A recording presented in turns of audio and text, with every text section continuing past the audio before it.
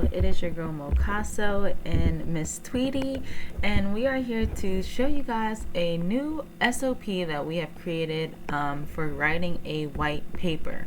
So a white paper is a tool that is used to help inform potential partners and community members what the main goal of a project is. What problem are you solving? What challenges do you address? And why would someone want to be connected with this project? So people that would usually be concerned about writing a white paper would be Web 2 and Web 3 business owners and brands, NFT projects and artists, DAOs, and especially if you are in the RAWDAO, then the admin will be writing that. So moving right along, how you actually write a white paper. So first, again, ask yourself, what problem am I solving? Now, hold on to that. As you begin to write your white paper, think of it like an old brochure and how they were great for the purpose they served. You could leave them in so many different places, and they had attention-grabbing titles that were followed by information inside that answered questions that the consumers had at that moment and provided details on how they could connect with you to get even more information. So your white paper should have these same attributes so they can assist your team as they're connecting with potential partnerships and new community members. So these key elements that you want to include are the attention-grabbing titles. Research examples of white papers and you'll see great examples on different styles of white papers and their titles. This is also a great place for you to answer or insert question number 1, which is, what problem are you solving? Here is also another example on actually some SOPs. Let me see here. So, or not a SOP, sorry, I do apologize. I mean for a white paper. So this would be a good example of a title. The alarming spread of dengue and what can we do to protect ourselves? And this is their cover.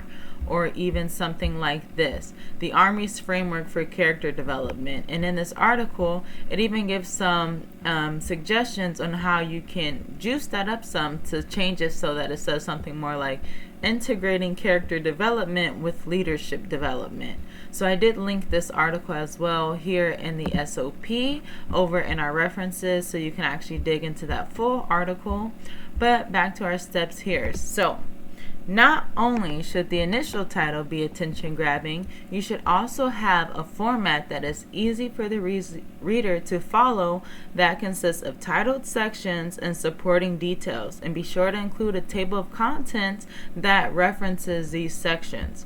So the format of this white paper can look similar to an ebook that is downloadable as a PDF or a website, similar to a wiki page that will consist of titled sections and supporting details to identify the services which are being solved. So some examples of that. Here is our white paper that we've actually put in a PDF form, but we do also have a Gitbook, which is the software that you can actually use in order to excuse me, Miss Tweety.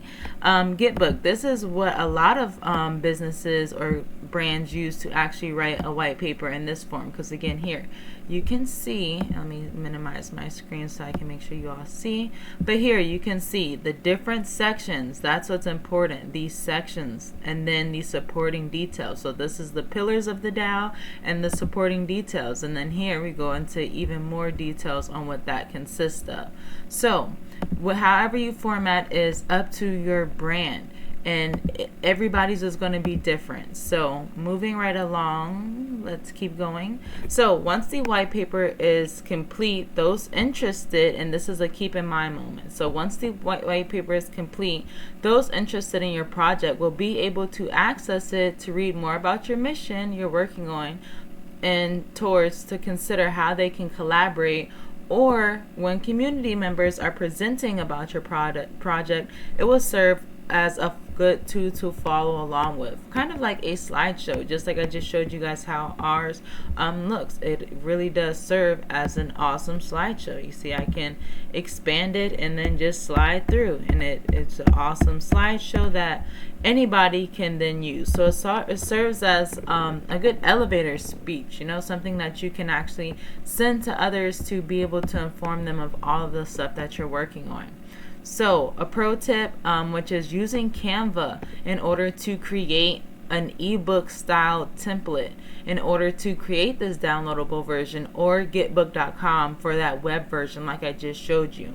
Now again, you don't need both versions, because again, you're going to choose whichever one suits your brands. And of course, there's many different alternatives, so test different tools and use what works for you.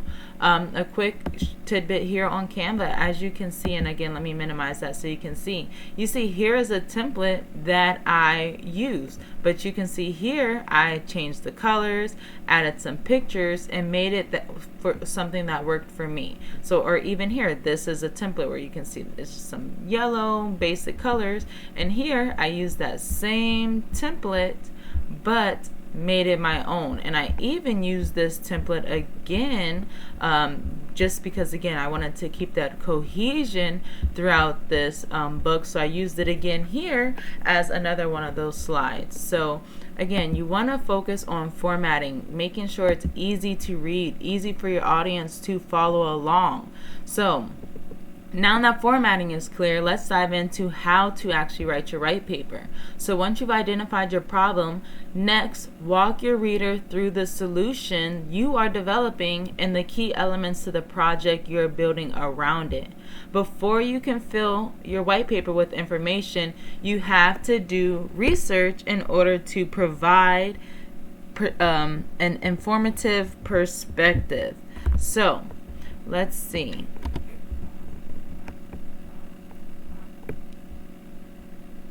Now, how can we do that? So when researching, we want to research about our audience. Who are we aiming this information towards? How many people potentially is that? Who are our competitors? What are they doing right? What are they doing wrong?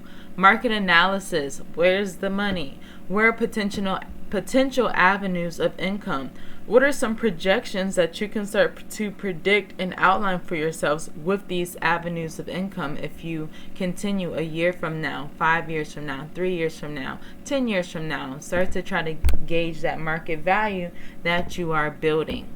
Now, growth potential.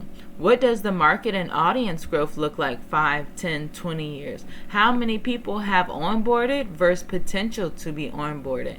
Specific questions about your problem you're solving. What will it take for you to solve this problem? Keep asking questions and finding answers, because the more research you do about your market, the better. And you may not include all of the research in your white paper, and instead you can even have different versions that will go into more details depending on your reader's interest, such as one that just covers, the pillars of your project so that people that want to collaborate can understand, and then a one that's more in depth about the fiscal aspect that will come with it for those that may want to support financially and support the project that way. So moving right along, also remembering being able to answer these questions will just help you outline and create an informative white paper in general. This is going to be that information that helps create that perspective on the solutions that you are creating. So you want different aspects of the solutions to build up in a way that is easy for the reader to understand, very similar to the step-by-step process you're currently reading about. The way that they understand that way they will understand what it will take to accomplish solving this problem and how they can add to the solution. And remember to have these sections, to have a section for each part of the solution. And again, this should be building up. So here, even let's go back to this example. You can see here in my table of contents, which I've basically outlined each section. We have number 1, the problem. And we talked about the problem here. And then we have solutions. And I have a section for each one of our solutions, and then a page or two that went into supporting each one of those solutions. So moving right along here to our back to our SOP. So again, remember, as you write each section, remember to include images, diagrams, graphs, timelines, catchy phrases, and formats. Remember, you want to keep that brochure feeling so that it's engaging, enticing. You want the information to be inciting, impactful, and easy to digest. And you want to infuse the details to support your information. Each paragraph should add value. You don't want a bunch of fluff and a bunch of stuff that isn't going to be answering questions, that is going to give your reader an aha moment, that they understand the significance in what you're building. And then comes your conclusion, where the reader can connect with you. And so this can be like your emails, websites, social media, and again, just anywhere where the customer or consumer or partner or whomever that's reading, that is interested in reading about what you're doing, can actually connect with you in order to start building. So let's continue moving to our necessary documents. Now here I dropped a link for Investopedia, and if you go here, you can see, let me see, oh, I don't have that link still up. Okay, let me just click this link. So here you can see it has some pretty great definitions, just very quick and easy. And then these are some great examples that you can actually look into. This is exactly why I linked it, because there are some good examples on how you can see the different formats and things that these white papers can include.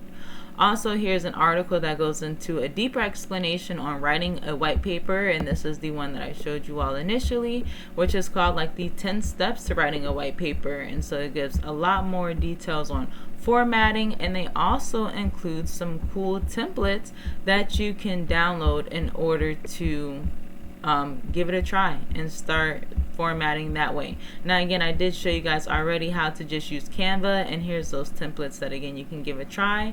But again, I showed you can go to Canva. It's most of them are free. You can see here you can add upload your own images, you can have elements, you can have pictures, text, even audio if you like. So I really like using Canva. Even if you go to Pro, which unlocks everything, I definitely think it offers that value if this is something you're going to continue doing, because it creates such nice brand material that again is going to make an impact when you are communicating with these other people. So here in our glossary, we have first and foremost, what even is a white paper? So if you don't know, many white papers are designed for business to business marketing purposes, such as manufacturer and a wholesaler, or between a wholesaler and a retailer. The white paper is used to inform and persuade the other company that a certain offering, such as a product or technology, is superior for solving a particular business problem, addressing a certain challenge. And I did get that from Investopedia.